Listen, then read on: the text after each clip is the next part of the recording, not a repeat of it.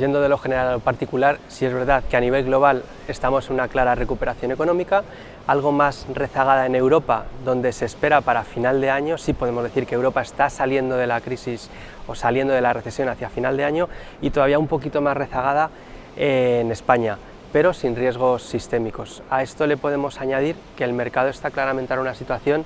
vamos a decirlo, de exceso de confianza. Ataca efectivamente nuevamente los máximos el IBEX, pero como se suele decir, hasta el rabo todo es toro, y ahí están los 8.470 como límite que nos marca la diferencia entre romper o no esa resistencia que tenemos por arriba y que todavía no se ha roto. Es más razonable pensar que en todo caso los índices ahora mismo tengan al alza a lo sumo un 1% de recorrido,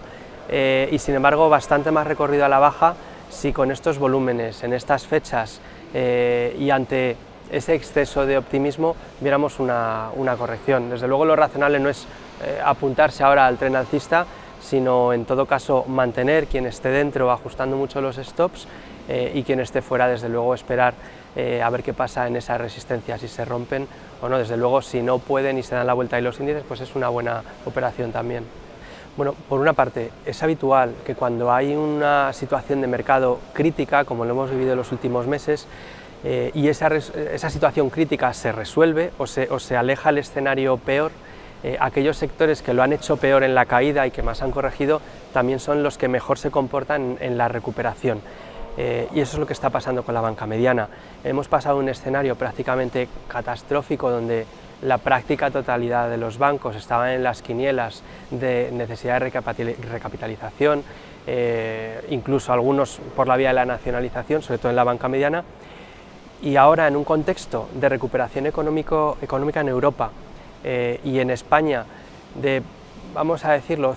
ciertos datos alentadores a futuro, aunque no en el futuro próximo, invitan a pensar que ese escenario peor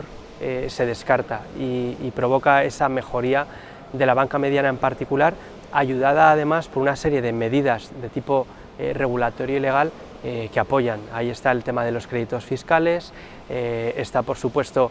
la cuestión europea y el apoyo del Banco Central Europeo, y está lo que suceda a partir de las elecciones alemanas en septiembre, que va a coincidir con cómo se van a homologar esos créditos morosos que aquí en España llamábamos subestándar, que en Europa no, y bueno, hay cuestiones regulatorias que parece que se están tratando de un modo muy favorable o con mucho mimo para la banca española, y eso ayuda sobre todo a la mediana, que es la que peor se ha comportado en la caída y la que mejor lo ha hecho ahora en la recuperación. Bueno, siempre hay un proceso de rotación de activos, y efectivamente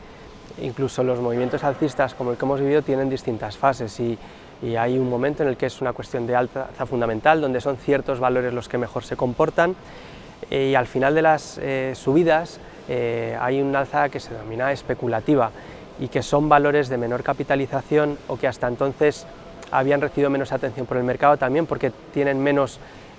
motivos fundamentales para justificar esas alzas, y que sin embargo ante una subida generalizada con ánimo optimista también reciben dinero, y ese alza y además un estrechamiento del mercado o de los volúmenes, como también sucede ahora. Y estamos prácticamente en esa situación, estamos en un punto de casi alza especulativa. Si nos alejamos un poco más técnicamente, sí es cierto que técnicamente además el IBEX está en un momento muy interesante y que puede ser punto de inflexión, es decir, que se rompa o no al alza el nivel en el que ahora estamos va a determinar el próximo movimiento de medio plazo, o al menos para el próximo trimestre, ya sea una continuidad e ir a buscar los 9.000 ya en las próximas semanas, o sea una corrección y vuelta nuevamente a soportes y dejar esos 9.000 para final de año. Personalmente creo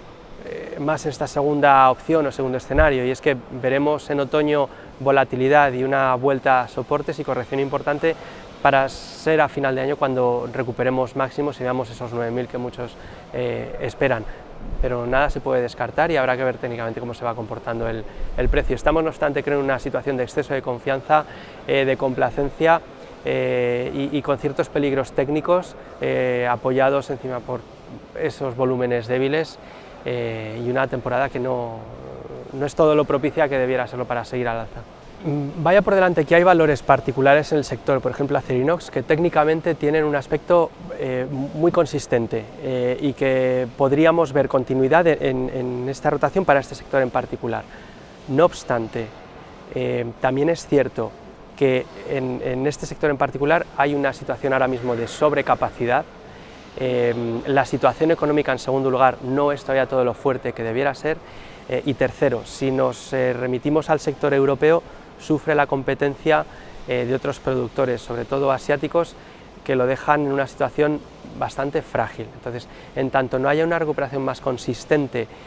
o bien una reducción de capacidades o bien un aumento de la demanda, que no parece el escenario inminente, hay que pensar que antes de que en el medio y largo plazo, de modo consistente, veamos un claro comportamiento positivo de ese sector, deberíamos ver antes cierta consolidación, incluso sectorial, y alguna operación de tipo corporativo que nos apunte a esa reducción de sobrecapacidad que de hecho se está dando. Tampoco han ayudado mucho los precios de materias primas, que también están lastrando las cuentas de estas empresas. Entonces,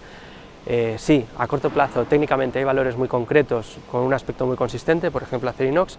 pero si lo vemos en conjunto, evolución económica, precios de las materias primas y sobrecapacidad son riesgos que no se pueden descartar. A los precios actuales no, a precio de saldo quizás, y estamos hablando de que es más probable que BlackBerry camine hacia el escenario Nokia o hacia el escenario Kodak que a una repentina renovación y replanteamiento estratégico que le permita recuperar el liderazgo perdido. Me incluyo entre los nostálgicos de la BlackBerry y su teclado QWERTY, pero lamentablemente ha perdido la batalla y ahora mismo su destino debe ser necesariamente o el desmantelamiento o pasar a un segundo plano, o bueno, o pasar a saldos y ver lo que de ahí pueden aprovechar otras compañías.